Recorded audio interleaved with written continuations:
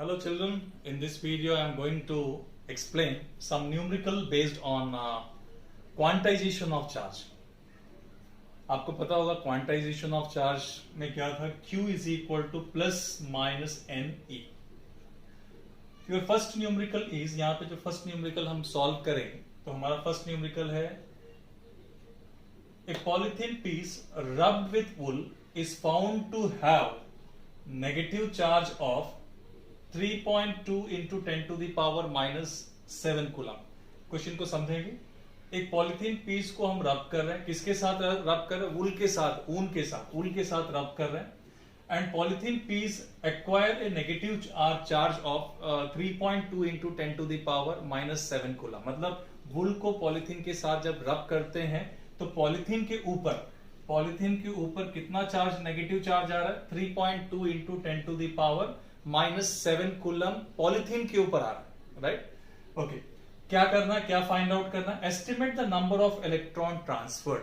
Estimate the number of electron transferred. तो electron, कितना number of electron transferred होगा. Clear? तो फ्रॉम वेयर टू वेयर, अगर तुमसे मैं पूछूं कि from where to where the electron is get transfer, तो यहां पे हमने पॉलिथीन को वुल के साथ रब किया है तो पॉलिथीन के ऊपर नेगेटिव चार्ज आ रहा है. तो पॉलिथीन के ऊपर नेगेटिव चार्ज आ रहा है, इसका मतलब पॉलिथीन नेगेटिव को गेन कर रहा है. तो कहां से इलेक्ट्रॉन ट्रांसफर हो रहा है? From wool to polythene. Wool से पॉलिथीन पे इलेक्ट्रॉन क्या हो रहा है? ट्रांसफर हो रहा है. क्लियर बच्चों? ओके. और सेकंड पार्ट आपसे पूछा, is there is a transfer of mass from wool to polythene? Yes. अगर वुल से इलेक्ट्रॉन ट्रांसफर होके पॉलिथीन पे जा रहा है, इसका मतलब है इलेक्ट्रॉन जब ट्रांसफर होगा तो नो डाउट मास का भी ट्रांसफर होगा. Yes, there is a transfer of mass from wool to polythene. I think clear to you children. तो लेट्स फाइंड आउट. फर्स्ट हम लोग फाइंड आउट करेंगे कि estimate the number of electron transfer, तो कितना नंबर ऑफ इलेक्ट्रॉन यहां पे transfer हो रहा है. तो सॉल्यूशन देखिए आप थोड़ा. क्या चीज यहां पे गिवन है? Polythene acquire a negative charge. Q is a charge on polythene. First हम लोग सॉल्व कर रहे हैं. तो Q is equal to how much? 3.2 into 10 to the power -7 coulomb. तो it's a negative charge on polythene. तो Q is equal to -3.2 into 10 to the power -7 coulomb.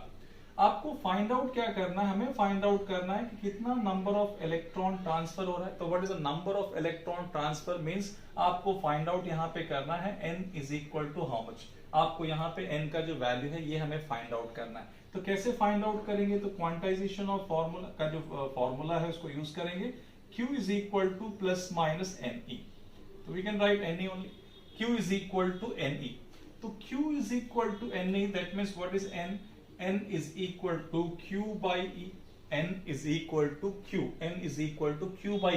n is the number of electron transfer. कितना number of electron यहाँ transfer हो रहा है. तो this is equal to how much? Q का value क्या है यहाँ पे? -3.2 into 10 to the power -7 by E. The value of E. Value of E क्या होगा?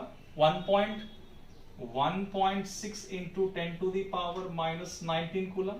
It's a minus 1.6 into 10 to the power -19 coulomb because E is electron. यहाँ पे जो E है इलेक्ट्रॉन है और पॉलिथीन के ऊपर जो नेगेटिव चार्ज है ये इतना है. I think clear to you children. Q का वैल्यू हमने पुट किया, E का वैल्यू हमने यहाँ पे सब्स्टिट्यूट कर दिया. तो हमारे पास वैल्यू कितना आ रहा है? हमारे पास वैल्यू जो आएगा यहाँ पे तो 2 कट जाएगा, 2 टाइम्स जा रहा है और इंटू 10 टू दी पावर -19 को यहाँ शिफ्ट करेंगे तो यहाँ पे क्या होगा? 10 टू दी पावर 19 -7. तो ये कितना हो जाएगा बच्चों?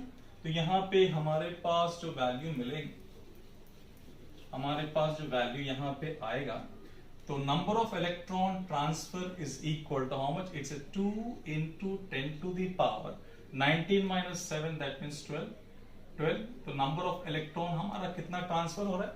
2 into 10 to the power 12 electron जो है ये ट्रांसफर हो रहा है. और कहां से ट्रांसफर हो रहा है? ये ट्रांसफर हो रहा है वुल टू पॉलिथीन.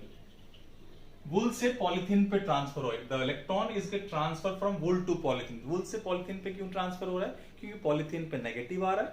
राइट, तो पॉलिथीन पे नेगेटिव आ रहा है, इसका मतलब पॉलिथीन नेगेटिव को गेन कर रहा है, इलेक्ट्रॉन को गेन कर रहा है. तो electron is get transfer from wool to polythene. Second part of this question is there is a transfer of mass from wool to polythene? Yes, there is a transfer of mass from wool to polythene. तो second part का जो answer होगा yes, there is a transfer of mass. Second part का तो ये first part हमने solve किया, तो second part का जो आंसर होगा यहाँ पे yes, there is a transfer of mass from wool to polythene. I think clear to you children? कि yes, there is a transfer of mass from wool to polythene. क्यों? क्योंकि वुल से polythene पे इलेक्ट्रॉन ट्रांसफर हो रहा है और हमने ऑलरेडी प्रॉपर्टी पढ़ा है कि charge is associated with mass. तो if there is a transfer of electron from wool to polythene, yes there is a transfer of mass from wool to polythene takes place. और how much mass is transfer, कितना mass यहाँ पे transfer हो रहा है, तो mass transfer कैसे find out करोगे?